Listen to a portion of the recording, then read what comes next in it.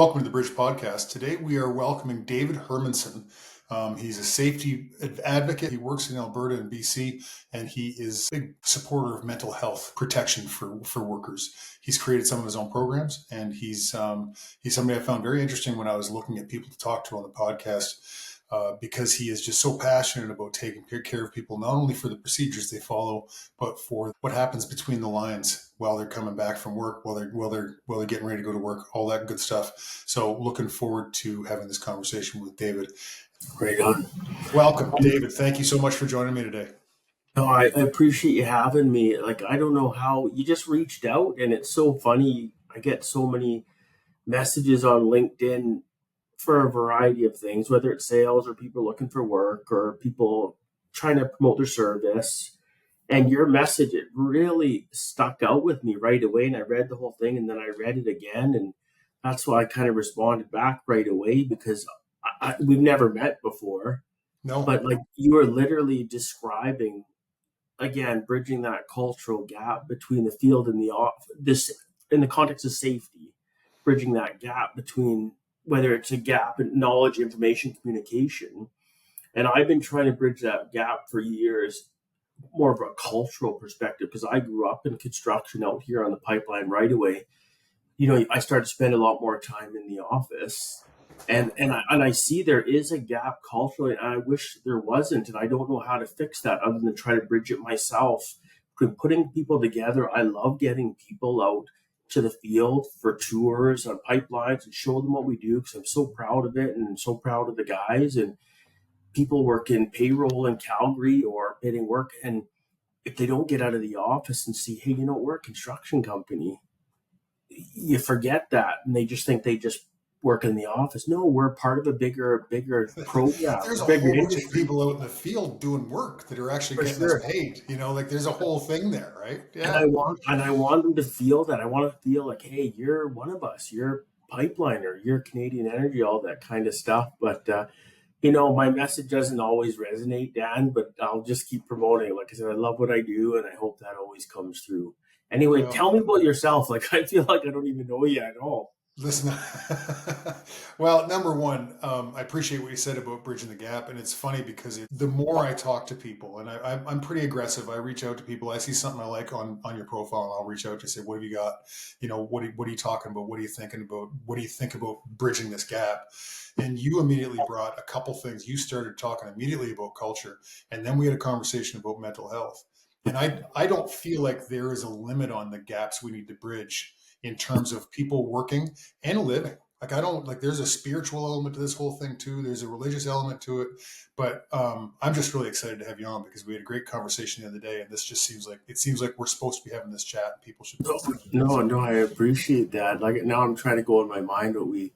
Oh, I'll bring it back to you. I got notes. Don't worry about me. Yeah, I'd love to hear your notes. Before we start, okay, so you asked me about me. I'm just old football player that ended up being a safety guy out in the oil sands out in Alberta, and through football I became a public speaker, a professional speaker on safety eventually. So I've been doing that for almost 20 years, and I do this because I want to open inroads into new places, and I want to increase my brand. Selfishly, I'm not, this is stuff. This is work, but it's reinvigorating me, because there are so many people that care about safety. There's so many people that actually care about people. And the more I talk to people, it's about service. It's about taking care of people. And it's about, it's just amazing that the same message that I've always wanted to send is the message that I get. It's these people that care, right? So, and I got the same feeling from you. So, so funny. I don't want to get too off track or anything, but we did have a tour a few days ago from some mucky mucks in one of the towers of one of these big companies downtown that we work for, a client. And as we're going through, the normal safety meeting, you do a bit of a group hug when it comes to these kind of leadership type tours. And he asked a question, and it was such a great question. He said, you guys are almost done in the next 30 or 40 days. He said, what at my level, because he's, vice president of whatever, what at my level, and you're my counterpart in your company, what at our level can we do in the context of safety to help support you guys? Man, oh man, that's a good question. And I said, I'll take that away because I actually like that question. So I ended up having a visit with our project manager, Kyle, here that night. And we started kind of having a BS on this. And we started talking about it. And the answer was, and I wrote him an email afterwards, say, you know what? Having visibility at that leadership level, it's hard to quantify how it impacts safety when you're dealing with the guys on the ground enjoying these morning tailgates and whatnot. But from a qualitative perspective, Dan, it has a remarkable impact. And I'm not sure quite how to explain it. But I mean, when you have visibility of those guys at that senior level coming down, getting on site, get your boots dirty, put your arms around guys, show them that you care, not just in a nice memo email, but actually Yeah. get out there, join that morning tailgate and BS with the guys. It has a remarkable effect on their attitude towards safety. And again, I'd still like to try to figure out how to explain it better because I don't think I'm articulating it that well. But I'm telling you, man, as an industry, our attitude and our culture has safety has improved so much, even since I've started coming up as a young guy. So we've come so far, and there's always room for growth and opportunity. And we need support from our client, not just our own company. We can do so much, but as a group and a company and a culture and our client, if we all work together, we can definitely get where we want to go. That's why I like your question, Dan, about how to bridge that gap, because I think about that for safety all the time. You know, when I was with Shell, we used to have it was a program called Visible Safety Leadership, and it was actually a program that the muckety mucks, which is a perfect term for those guys. Right? I mean, they're listen. I've had lunch with all of them. Right? Like those guys were great guys, and the conversations are very similar to the conversations we're having in the toolbox rooms. Right? Like just normal dudes, but not used to being in the field, just not used to it. So for those guys to get out of their comfort zone and go out and go to the field, and it's funny because workers think that, like I shouldn't say work, I shouldn't even generalize that. Their belief is probably a lot of times that workers think, well, these guys are just out in the field, they don't know anything, or they don't this or they don't that. And their concern is they do want to bridge the gap. Like I know that's one of their concerns.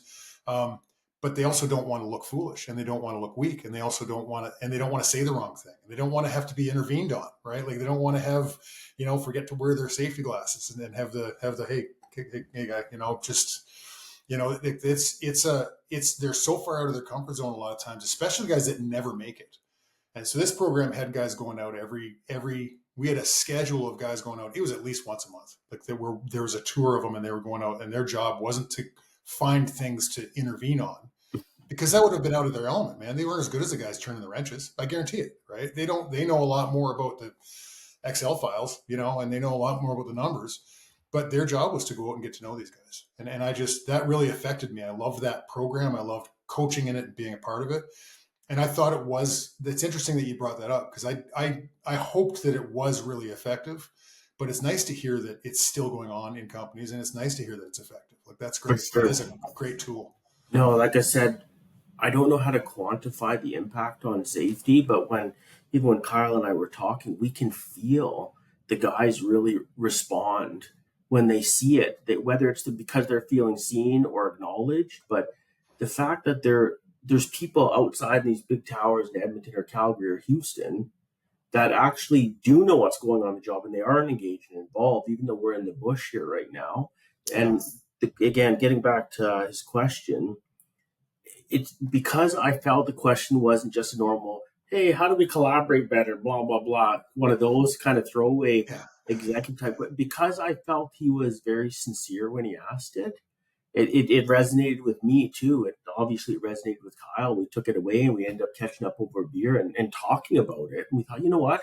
I think he was very sincere and he meant that. How can he help? It's like, you know what? You can help. So we sent him an email back, so look forward back to hearing from him. But So what kind of things would you advise that, because you're in a particular situation too, because your last 50 days, you said last 40, 50 days of the project.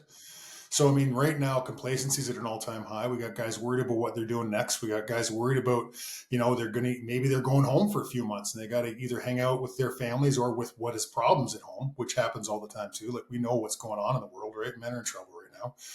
There's a lot of strife just everywhere. Some guys go to work and they're getting away from stuff, right? Like, it's so there's all of this changes that are happening for these guys. What would you say, like, how can leadership help those guys in the last 50 days of the project? Yeah, and we talk about that all the time. So even we've taken to the using the word change management, whether that's the right word or not. Change management, usually people think of it as either organizational or kind of commercial type stuff. But when we talk about change management, we talk about there are so many dynamic things going on at the end of the job, because guys are all moving. In some instances, they're not necessarily in their same crew, or they're moving to a new area. So all we do is encourage these guys in every morning meeting, because we notice statistically seems to be a little bit of an increase in either workplace claims or incidences towards the tail end of these jobs. So we Mm-hmm. try to emphasize, mind on task, go slow, take your time. So every now and again, we encourage the foreman, you know what, maybe do a bit longer of a tailgate. And we have the tailgates made up for them so they don't have to create them. And we try to make them all meaningful so they're thoughtful. Everyone's getting the same message and keep it fresh. You know what? Guys don't want to talk about slips, trips, and falls, Dan. What No, they they what they don't. want, they know all about that kind of stuff. But so we try to mix it up. We've definitely incorporated a lot more. I would say in the past 5 or 10 years, but the last 5 years for sure, we've included a lot more of the mental health component right into these tailgates, and it comes out in a variety of forms. Because even when we talk to the guys, there's a lot of different benefits programs that we have for the workers, whether it's counseling or financial help or health and wellness type stuff. But what we've tried to do is encourage people more from a personal perspective. Join their tailgates. Emphasize to the foreman, if you see someone is not okay, which could be for any number of reasons, put your arm around them, and again, try to add that more. I want to say mental health, but try to add that more personal touch, because we are a community, we are a family out here, we care. And by having some of these conversations and incorporating them right into our tailgate, we are making those uncomfortable conversations hopefully a little bit more comfortable, just simply by talking about it. I think I was telling you when we were talking there last week, what we've done.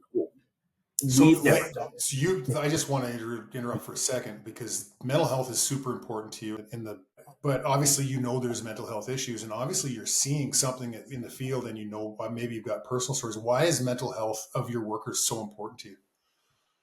I mean, it's important to me because I grew up in pipeline. So to me, all my friends and family, this is it's personal to all of us as a community, but for me, it's intimately personal because this is all I've ever known, Dan. And I got my brothers, my sisters. Now this summer, if I look out the window at that trailer, I know my wife's in that trailer doing payroll. And I got my middle kids up here, and both of them went through the Green Hands program, which is a very structured program that we use for new workers to ensure they don't get hurt. I mean, Stan, probably better than most people when it comes to injuries. These young people, as they're getting going, that is where a lot of the challenges lie, because it's just a matter of competency. But for me, it's 100%. a very personal thing. So why do I care so much? Because I've seen it with my own eyes. And I've seen people on our own jobs, again, choose to take their life because they didn't know there was another option, or they just went as far as they could on their own without going anymore. Yeah. So when I was talking to you last week, this came out, that video I shared with you. It was I think it was a couple of years ago, 2-3 years ago, and it was an International Suicide Prevention Day.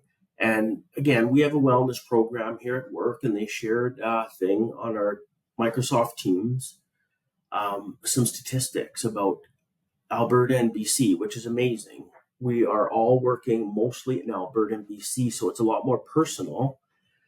And Morgan was her name. She shared all the statistics about the number of guys in construction that commit suicide in Alberta every year. And unfortunately, most of them, like 75 or 80% of them, were men.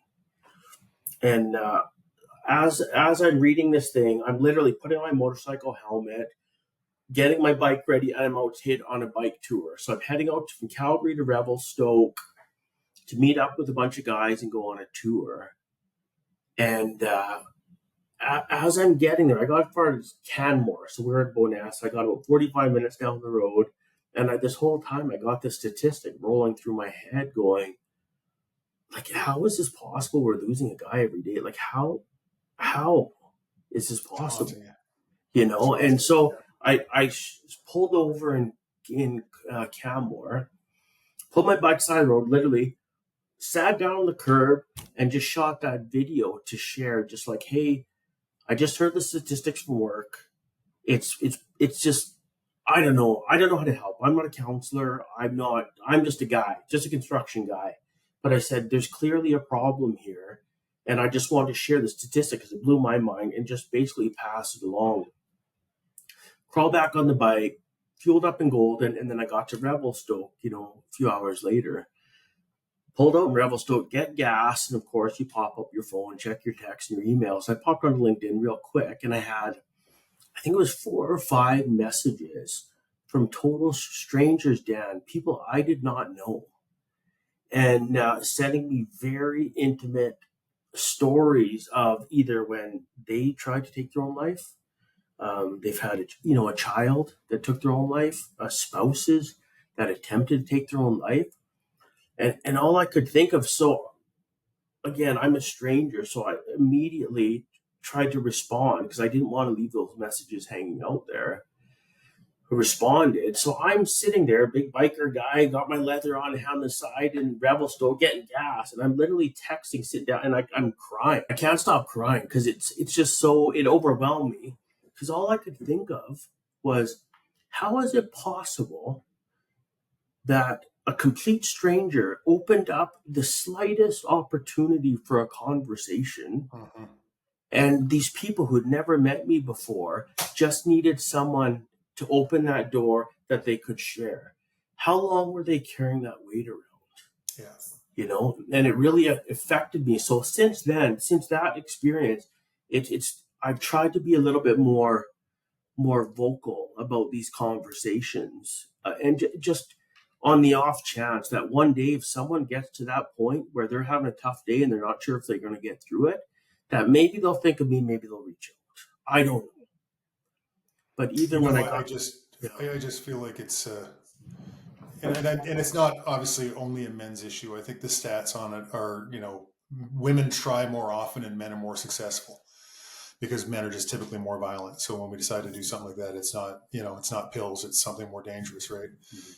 That has more of a success rate. And I know that I'm the faces in my head of my friends who I've lost to suicide, as you're talking are popping through, and I'm getting emotional, and I'm thinking about it. I remember there was a guy, I don't know if you ever followed Louis C.K. You ever listen to him? He's pretty funny dude, but and obviously he has his own problems, but I'm not speaking on those, but he had a bit once and he was talking about suicide, and he was joking about it, which what comedians do. I didn't get offended or anything, but he says, well, I'm 50. I've read the brochure. And I thought, and I laughed, and I realized, well, I've read the brochure. And I know a lot of guys that have read the brochure. They've thought about it, and they've thought about it because life is not easy. And they've thought about it because maybe it gets out of control, and maybe they got nowhere to turn. And maybe that it's just literally one of those things where you can say that. I can say that to you as a man, and you can go, yeah, you probably have. And there's no doubt, but if I say it to somebody that isn't even thinking, it doesn't mean anything, it doesn't mean anything. And so you've done something more on site, right? You've done something more on site because of your passion for this topic. And it just really, I wanted to make sure we talked about it, because if it's something that other sites can learn from and maybe do, I'd love to. I'll be doing a short bit on this as well. And I'll be putting it on Instagram and stuff. So tell me about the program that you started, why you started it first, and then tell me about the program you started and kind of how it works. So I'm hoping other companies are already doing this. I just know we haven't been doing it. And again, so now I'm at the approaching the 30-year mark in pipeline where I've never seen it. And it all happened just in one simple conversation. So I got to site in early May, and one of the foremen. So this is the very first foreman meeting, and he pulled me over after. Hey, good to see you again. And can I have a talk with you after the meeting in private? Yeah. Sure, man. Sounds good. So you step outside and have a bit catch up. What's going on, man? He said, well, I'm approaching about a year or so and trying to live a sober lifestyle, and it's coming up on a year. And man, like I've been doing all these meetings at home, but now we're in camp and there's no real meetings. And man, I could really do with one. And I'm like, okay, yeah, like for sure, we got you. Okay, what are you thinking? He said, like I'll I'll commit to leading them. I'll give a couple days a week, whatever. I just need how do you make meetings happen in a camp? Like he wouldn't even know where to start or whatever he said. I'm like, man, I got you. Sounds good. Yeah. So I'll go grab Kyle for a BS. He said, well, phone Morgan, the wellness person. I'm like, for sure, phone Morgan.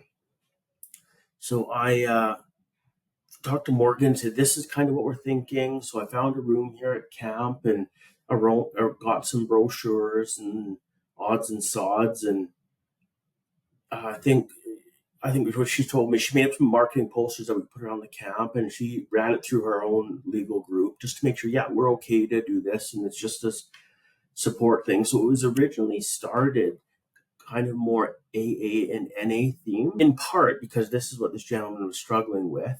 Well, and that's a huge need too. Like A you and huge I need. both know that that's a huge need on the And on it's a the structured program that everyone knows, Dan. So yeah. you could read the traditions, and everyone if you're used to going to meetings. So he was comfortable leading it because he'd been to so many and he could kind of do it. Sounds good.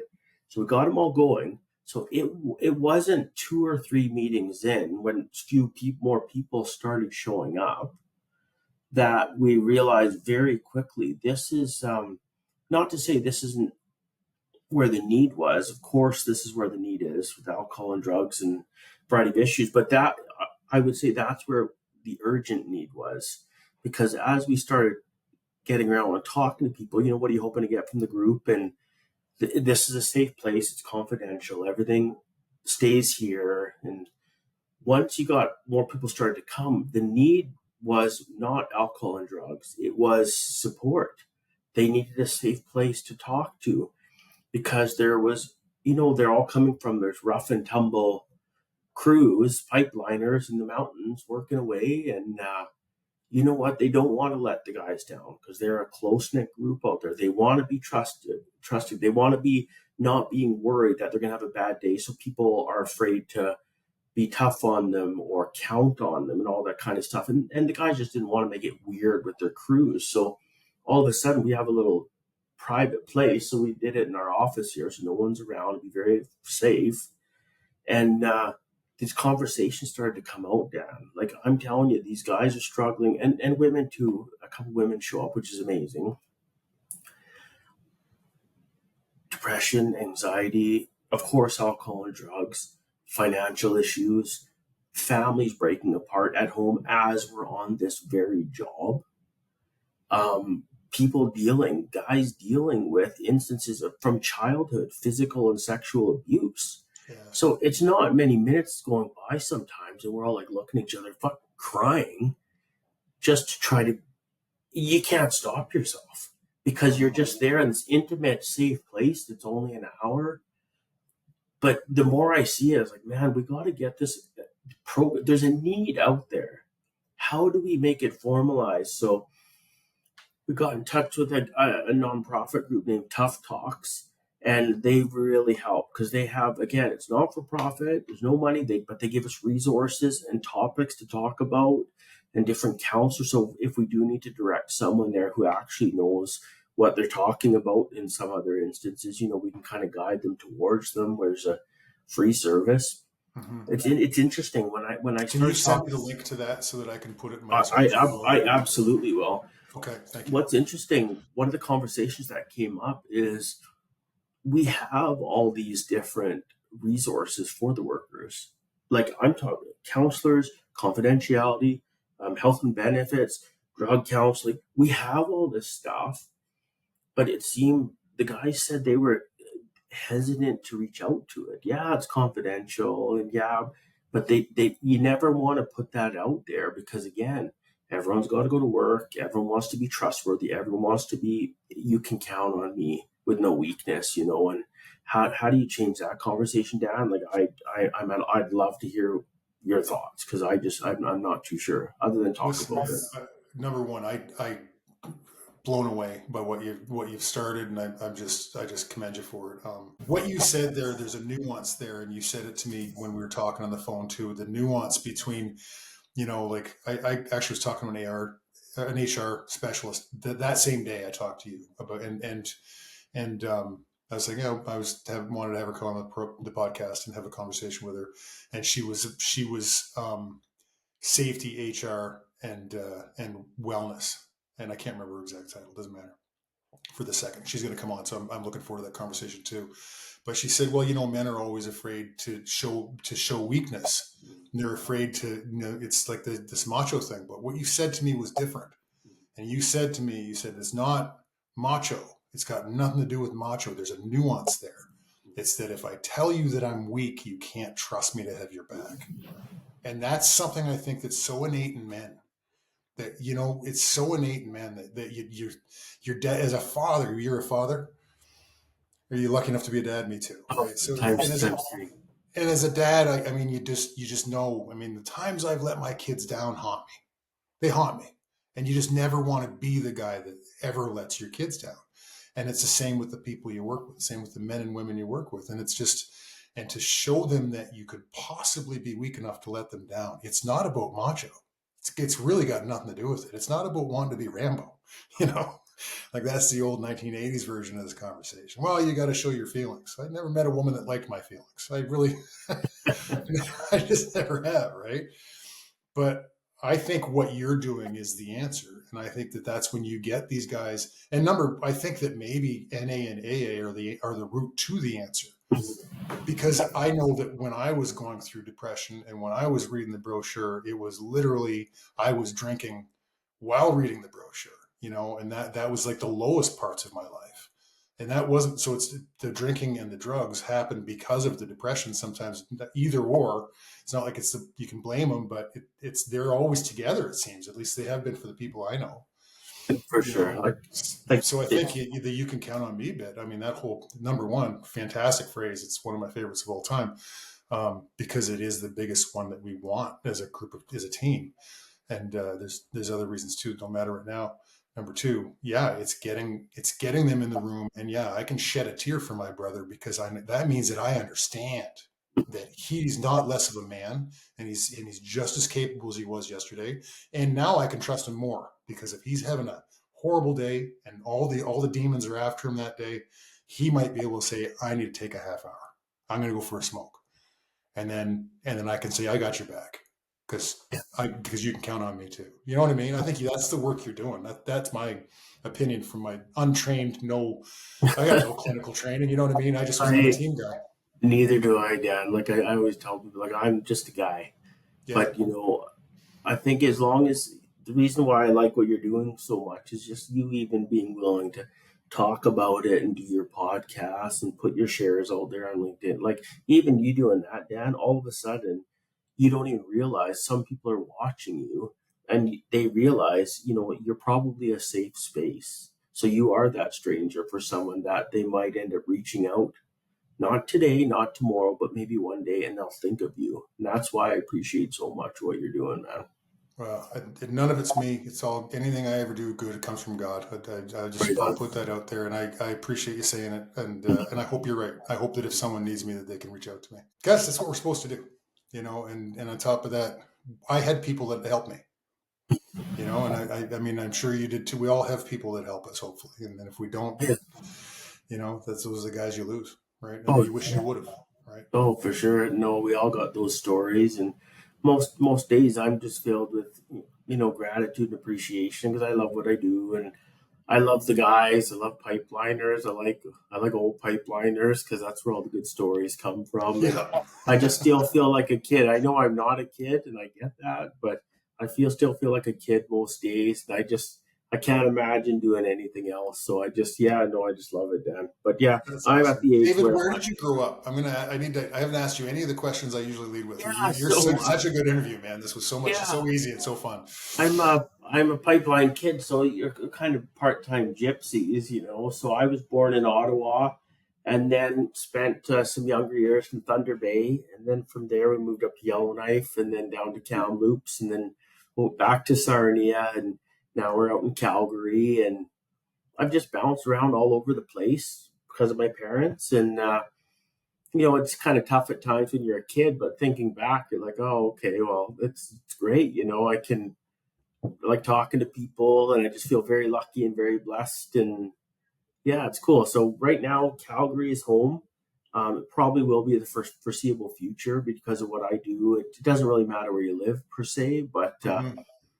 the kids are. I never want to be too far from the kids. We have two of them now out of the home. There's only one left, and it's funny because I've had friends tell me, "Oh, I can't wait till the kids go and all this." I'm like, absolutely not. I No, want none no. of that's gonna break my heart. I'm gonna be a wreck when the last little journey leaves. And but for now, I just want to be near the kids, whatever that looks like. It's funny. I have one daughter left in the house. I've got five total between my wife and I, and it's a blended family. 30-year-old son who's that ages me. He's a stepson. He's living in BC, doing a great job, and I've got three in Halifax from a divorce, and we had a broken family, and I've got one in the house, and she's 18, and she just finished her hairdresser's certificate, and and that's the joke. It's like, yeah, I said to her, you just stay until you get married. Just don't even Yeah, worry about it. Because there's no exactly. reason to leave. We got a nice big house that, like, you got lots of room. Just stay, and I don't know how they're supposed to move out now anyway. Like what are they going to do? Go rent a place for $15,000 a month and share it with 15 people and still be broke? So For sure. yeah, Well, I know yeah, I'm with you, man. They got to stay as long as they can.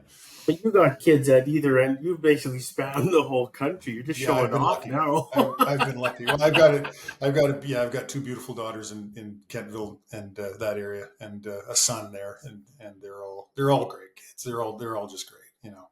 They make me proud. No, I know. So yeah. I want my kids close, but as a kid, you don't realize it. So you're traveling and going and doing ever, not even thinking about your parents. Now I'm a No, parent, and I'm no. like, God, think about your mom. I remember. So this would be. We just got up here. So 2019. I remember. I saw this young engineer was working on the job with us. He's from China, and he was one of our CAD guys. Talked to him. Hey, Xiao, how's it going? When have you been home last to see your mom and dad? Oh, it's been about 7 years. I'm like, Zhao, as a parent, I am telling you, get home right now, whether time, money, whatever needs to have, you get your ass home. Because I know you don't understand because you're a young guy. He was 27 or whatever at the time. But I said, as a parent, you have no idea how hard that is. And he went home right away. I think he went home 2 months later for Christmas or whatever. But yeah, Amazing. it's interesting to see the world through the Yeah. eyes of a parent, isn't it? Well, it's funny because I know that I left for 25 years. I left. I went and played football, and I was in the oil fields, and I moved to Halifax and started a business. I mean, I just never. My family's all from Ontario, from Chatham. And my dad turned 75, and my brother called me and said, "You haven't recognized the fact that Dad's gotten old. It's time for you to move home." And I was like, "Oh," and he was right. I was lucky enough to move home, and I got a lot of dinners with him and spent a lot of time with him before he passed. But but after this conversation, I realized I better call my mom today. you know, it's just been too long, right? Like, because yeah, they miss you. They miss you. So, no, I like that. I worked with a gal, Kim Brown, for a couple of years or whatever, and we shared a small office here on the job site. And I noticed every time she come into work, she was always talking to her mom and dad on FaceTime or whatever, and it was every single day. And I thought about that because I think I'm really close with my family, but do I talk to my mom and dad every day? No, definitely not. But spending that time with her, I realized, oh man, why don't I? Is it because I have nothing to say, or why don't I do that? 'Cause I love them both dearly. My dad's in Ontario, my mom's in BC, and from that experience working with that girl, Kim, lady, yeah, so I started reaching out to my mom every day. Since then, every day. So I'll call her or text her every day. I'm like, what a gift. And I started to talk to my dad probably a few times a week, and usually text. I'll try to phone him every week or two. And I don't know why I didn't do that before. Like, what a gift. We have a good friend of mine, Eric, in Calgary. So his dad passed away, I'm going to say, has to be 7 or 8, 9 years ago now. And I know how close they were. And he said something that really stuck with me because I'm going to say Eric's maybe a few years older than I am. So he would have been in his kind of mid 40s at the time.